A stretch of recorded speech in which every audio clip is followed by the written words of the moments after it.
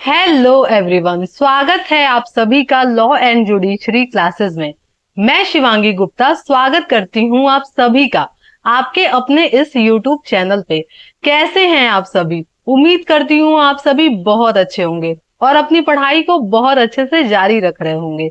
आज हम बात करेंगे भारतीय संविधान के बारे में, जिसमें हम आज देखेंगे महत्वपूर्ण अनुसूचियों के बारे में और कोशिश करेंगे कि क्लास में ही हम लोगों को याद हो जाए। ठीक है, तो चलिए फिर शुरू करते हैं आज के क्लास को। लेकिन उसके पहले अगर आपने वीडियो को लाइक नहीं किया है तो लाइक जरूर कर लीजिए, चैनल को सब्सक्राइब नहीं किया है तो सब्सक्राइब भी कर लीजिए और बेल आइकन को प्रेस कर लीजिए ताकि समय समय पे आपको नोटिफिकेशन मिल सके।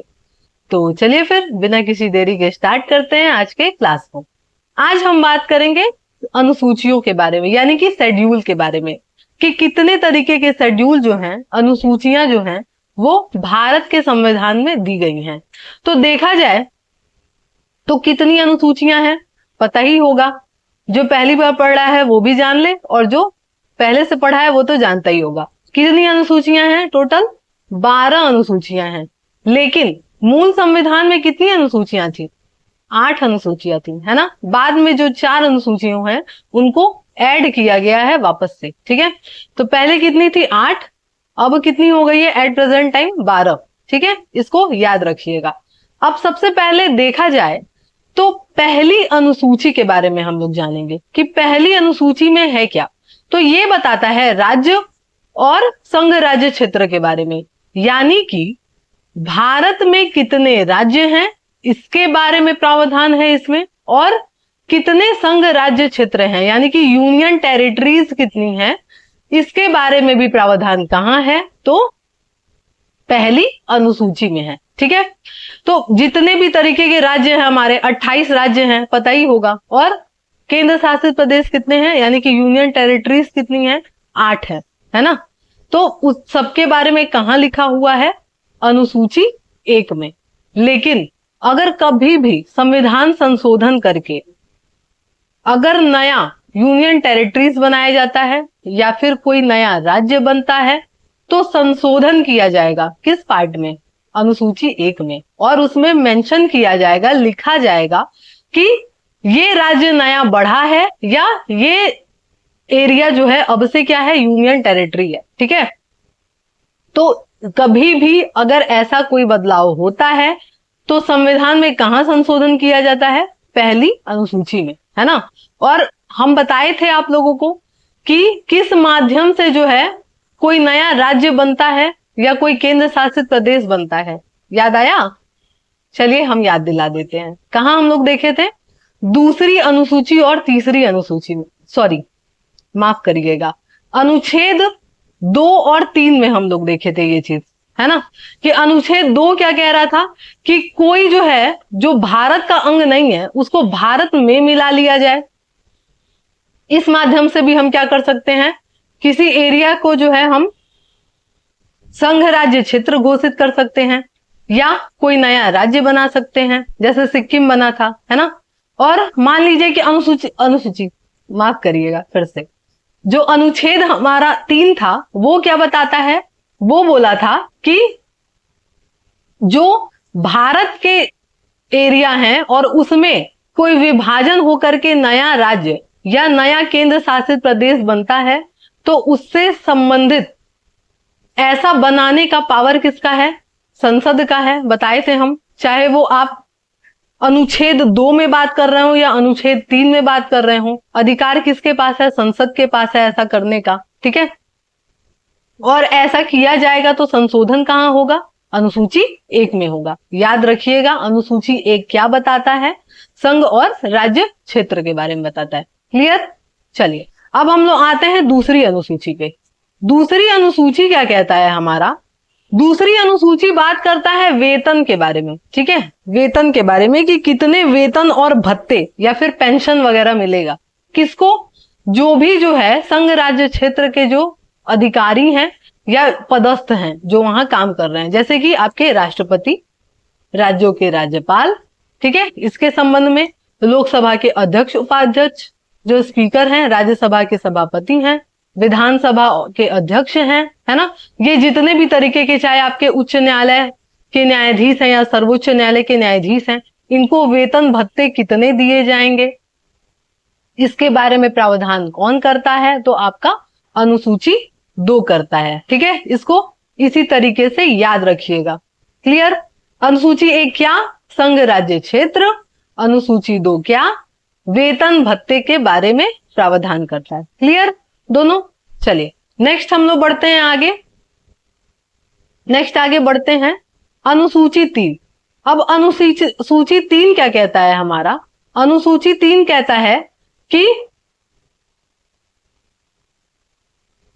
शपथ और प्रतिज्ञा, ठीक है, शपथ और प्रतिज्ञा के बारे में, कि मान लीजिए कि अगर आप किसी को, सपोज दैट कहानी के तौर पे अगर हम याद करें तो आसानी से याद हो जाएगा, लेकिन ये कहानी हम बताएंगे लास्ट में। ठीक है, अभी पहले हम लोग जो है सबके बारे में जान लें, फिर हम एक स्टोरी टाइप्स आपको सुनाएंगे और आपको आसानी से याद हो जाएगा। ठीक है, चलिए तो इतना याद रखना है, क्या याद रखना है कि शपथ और प्रतिज्ञा कहाँ है, अनुसूची 3 में है। ठीक है, शपथ और प्रतिज्ञा।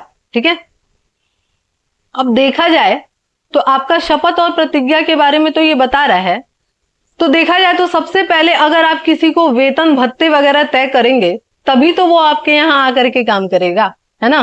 तो शपथ वपथ वगैरह लेगा ना, तो इसलिए पहले वेतन भत्ते है, उसके बाद क्या है, शपथ है। ऐसे याद रखिएगा, आसानी से याद हो जाएगा। ठीक है, चौथा क्या है हमारा, तो चौथा बताता है कि राज्यसभा में स्थानों का आवंटन। ठीक है, कि भाई सबसे पहले क्या होगा, अगर किसी को कोई नौकरी वगैरह करना है तो सबसे पहले क्या होता है, सबसे पहले वो क्या पूछता है, वेतन, कि भाई कितने पैसे दोगे। उसके बाद वो क्या करेगा, एग्रीमेंट पे साइन करेगा, फिर पूछेगा कौन सी सीट दोगे, कहां पे मुझे रखोगे, है ना।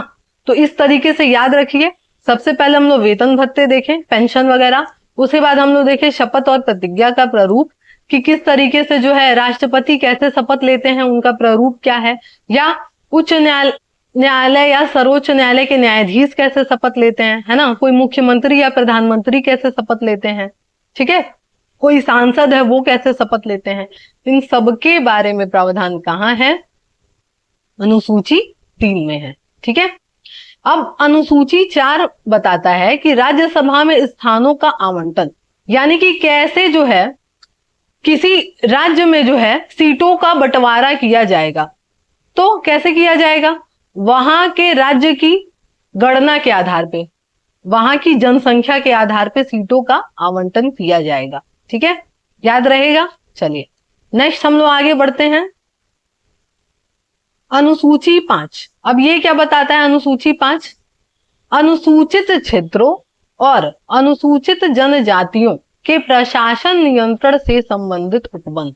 ठीक है, कि अनुसूचित जो क्षेत्र है ना, कि ऐसा एरिया जिसको ट्राइबल वगैरह घोषित किया गया है या जनजातीय किसी को घोषित किया गया है, इन सब के बारे में प्रावधान कहाँ है, या उनके नियंत्रण से संबंधित या कोई प्रोविजन प्रावधान करना है, वो सारी चीजें कहाँ हैं, तो आपके 5वीं अनुसूची में है। ठीक है, याद रहेगा। चलिए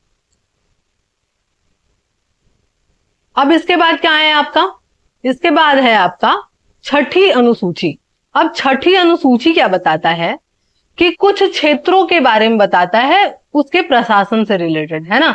देखिए कई बार ऐसा विवाद होता है कि लद्दाख वगैरह जो है 6ठी अनुसूची में आना चाहता है, रीजन है उसके पीछे, क्योंकि लोकल गवर्नेंस का पावर दे दिया जाता है वहां पे, है ना, कि आप जो है स्वायत्त शासन चला सकते हैं, खुद का शासन, है ना, अपने हिसाब से अपने लोकल एरिया के विषय में आप कोई नियम कानून वगैरह बना सकते हैं। ठीक है, तो उसके लिए जो है 6ठी अनुसूची है। देखा जाए तो सारे राज्यों को नहीं शामिल किया गया है, कुछ ही ऐसे ट्राइबल एरियाज हैं जिसको गवर्नमेंट को लगता है, तो वो क्या किए हैं, उन एरियाज को 6ठी अनुसूची में डाले हैं। अब इसमें है कौन कौन, तो असम, मेघालय, त्रिपुरा, मिजोरम। ठीक है, असम, मेघालय, त्रिपुरा, मिजोरम, ऐसे याद रखिएगा। ठीक है, असम का A, मेघालय का M, त्रिपुरा का T और M, AM TM। ठीक है, AM TM या AMMT, कुछ भी, मतलब ट्रिक बना करके, और ट्रिक बनाने की जरूरत नहीं है, चार ही आपके राज्य हैं, आसानी से याद हो जाएगा, असम, मेघालय, त्रिपुरा, मिजोरम। ठीक है, तो याद रखिएगा कि जनजातीय क्षेत्र में कौन और छठी अनुसूची में कौन, तो ये चार राज्य हैं। ठीक, इसके बाद आते हैं हम लोग सातवीं अनुसूची में। अब सातवीं अनुसूची क्या है, 7th शेड्यूल, ये बताता है कुछ लिस्ट के बारे में कि काम का बंटवारा है ना, काम का बंटवारा किया जाएगा सरकारों के बीच कि कौन सी सरकार जो है कौन सा काम करेगी। ठीक है, तो अब सरकार जो है अपना अपना काम का बंटवारा कर चुकी है, और संघ सूची जो है हमारा यूनियन लिस्ट, इसको बोलते हैं यूनियन लिस्ट। ठीक है, यूनियन लिस्ट। ठीक है, अब ये जो यूनियन लिस्ट है इसमें जो है टोटल 100 ऐसे काम हैं जो कि कौन कर सकता है, केवल और केवल केंद्र सरकार कर सकता है। ठीक है, 100 ऐसे काम हैं जिसको केवल और केवल कौन कर सकता है, तो सेंट्रल गवर्नमेंट कर सकती है, यानी कि यूनियन कर सकता है, संघ कर सकता है। ठीक है, वैसे ही जो आपके राज्य सूची है, नाम से ही स्पष्ट है, क्लियर है कि इस पे कानून बनाने का पावर किसका, राज्य सरकार का, है ना। तो राज्य सरकार से रिलेटेड कितने लिस्ट हैं इसमें, तो इसमें आपके 61 हैं। ठीक है, 61 टोटल 61 जो है आपके स्टेट लिस्ट में जो है दिए गए हैं काम, जिसपे कानून बनाने का पावर किसका, राज्य सरकार का। ठीक है, इसके बाद आता है आपका समवर्ती सूची, है ना, कंकरेंट लिस्ट जिसे कहते हैं। इसमें 52, हाँ 52 आपके जो हैं टोटल लिस्ट दिए गए हैं, प्रावधान दिए गए हैं।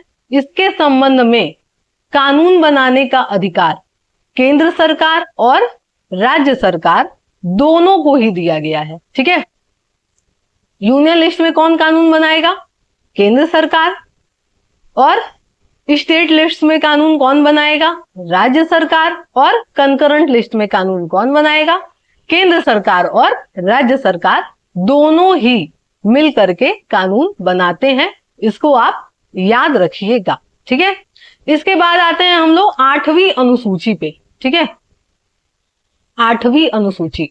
अब ये जो 8वीं अनुसूची है इसमें भाषाएं दी गई हैं, है ना, कि भारत में जो है कितनी तरीके के भाषाओं को संवैधानिक मान्यता दी गई है।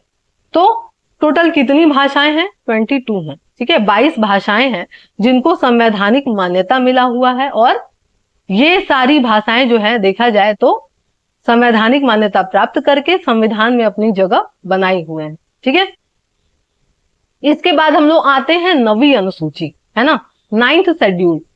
अब इसको जो है देखा जाए तो अभी हम बताए थे वीडियो के स्टार्टिंग में कि पहले जो है जब संविधान बन करके तैयार हुआ था, हमारा मूल संविधान था, उसमें कितनी अनुसूचियां थी, तो केवल 8 थी।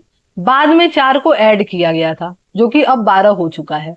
तो देखा जाए तो 9वीं अनुसूची किसी न किसी संविधान संशोधन से तो ऐड हुआ था, है ना। तो कौन से संविधान से संशोधन से ऐड हुआ था, पहला संविधान संशोधन, ठीक, प्रथम संविधान संशोधन से, फर्स्ट अमेंडमेंट से। ठीक है, ठीक है, फर्स्ट अमेंडमेंट से क्या हुआ था, ऐड हुआ था। और कब ऐड हुआ था, 1951 में, है ना, 1951 में ऐड हुआ था। ठीक है, 1951 में। ठीक, और इसमें है क्या, तो इसमें देखा जाए तो कुछ ऐसे कानून वगैरह हैं जिसको आप सुप्रीम कोर्ट में चैलेंज कर सकते हैं, क्योंकि आर्टिकल 13 हमारा बताता है ना कि जुडिशियल रिव्यू कर सकता है, सुप्रीम कोर्ट और हाई कोर्ट कर सकता है। लेकिन इसमें जो है देखा जाए तो जमीन से रिलेटेड है, भूमि से संबंधित प्रावधान थे जिसको क्या किया गया, इसमें समाहित किया गया। लेकिन हुआ क्या कि रह रह करके गवर्नमेंट जो है ऐसी ऐसी कानून बनाने लगी और इसको इसमें शामिल करने लगी जिसको, जो क्या कर रहा था, मूल अधिकार को छीन रहा था, और जिसको चैलेंज करना बहुत जरूरी था। तो इससे रिलेटेड एक केस आया कि होतो होलो का केस, है ना। अगर कोई जानता है तो मुझे बताइएगा कमेंट बॉक्स में कि इस केस में क्या हुआ था। ठीक है, तो कि होतो होलो का केस था, उसमें हुआ क्या, वर्सेस तमिलनाडु का केस है। ठीक है, तो अब इसमें हुआ क्या कि बोला सुप्रीम कोर्ट कि सरकार जो है ऐसा नहीं है कि कुछ भी मनमाना चीज बनाएगी और इसमें शामिल कर देगी और सुप्रीम कोर्ट में वो चैलेंज नहीं होगा, ऐसा नहीं है। अगर ऐसा कोई काम आप करते हैं तो वो जुडिशियल रिव्यू के दायरे में आ जाएगा। ठीक है, यही बोला गया था इस केस में। ठीक, चलिए तो याद रखिएगा प्रथम संविधान संशोधन से क्या हुआ था, इसको ऐड किया गया था। अब देखा जाए 10वीं अनुसूची। अब 10वीं अनुसूची क्या है, दल बदल, है ना। अब ये दल बदल क्या है, तो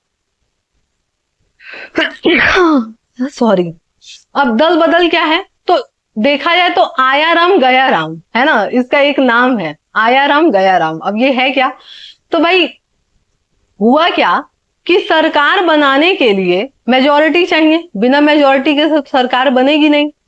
तो अब हो क्या रहा था कि भाई जैसे ही किसी को सरकार बनाना होता था, कोई पार्टी जीत करके आती थी, तो अपोजिट पार्टी जो थी वो उसके मेंबर को खरीद लेती थी और अपने में शामिल कर लेती थी, है ना।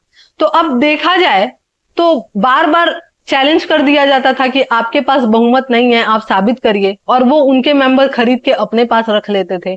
तो ऐसे तो सरकार चल भया, वो तो चलेगा ही नहीं ना सरकार, अगर ऐसा कुछ होगा तो इसके लिए ये कानून लाया गया और प्रावधान किया गया कि जितना भी आपको दल बदलना है, चुनाव के पहले ही बदल लीजिए। अगर आप बाद में बदलें तो आपकी सदस्यता ही रद्द कर दी जाएगी। ठीक है, लेकिन उसका भी एक बाईपास है कि 1/3 जो है, अगर या 2/3 से अधिक सदस्य चले जाते हैं, किसी दूसरे पार्टी को ज्वाइन कर लेते हैं, तो फिर ये वाला अप्लाई नहीं होता है। ठीक है, तो इसके बारे में हम लोग पढ़ेंगे डिटेल में जब आगे जाएंगे। बस इतना याद रखिए, आपके वनडे एग्जाम में या किसी कॉम्पिटेटिव एग्जाम में अगर प्री में क्वेश्चन पूछेगा तो बस इतना ही पूछेगा कि दल बदल जो है वो कौन सी अनुसूची में है, तो याद रखना है 10वीं अनुसूची में। ठीक है, अब ये कौन से संविधान से जोड़ा गया था, तो 52वां संविधान से चुना है ना, 52वां संविधान संशोधन से जोड़ा गया था। ठीक है,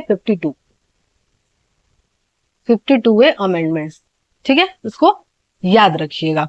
अब इसके बाद जो है आपका 73 और 74 संविधान संशोधन हुआ था। ठीक है, 73 और 74 संविधान संशोधन हुआ, और ये जब हुआ तो क्या किया गया, 11वीं अनुसूची और 12वीं अनुसूची को क्या किया गया, शामिल किया गया। ठीक है, अब 11वीं अनुसूची क्या कहता है, आपके पंचायतों की शक्ति, उसके प्राधिकार और उत्तरदायित्व के बारे में बताता है। ठीक है, तो आपको याद क्या रखना है इसमें कि पंचायत से रिलेटेड कौन सा आपका अनुसूची है, शेड्यूल है, तो 11वां अनुसूची है। ठीक है, और 12वां अनुसूची क्या है, नगर पालिका की शक्तियां, उसके प्राधिकार और उत्तरदायित्व से रिलेटेड है। ठीक है, यहां पे हमारा 12वां अनुसूची खत्म हुआ। अब वापस से हम लोग क्या कर लेते हैं, एक बार रिवाइज कर लेते हैं सारी अनुसूचियों को फटाफट। ठीक है, 1 बाय 1।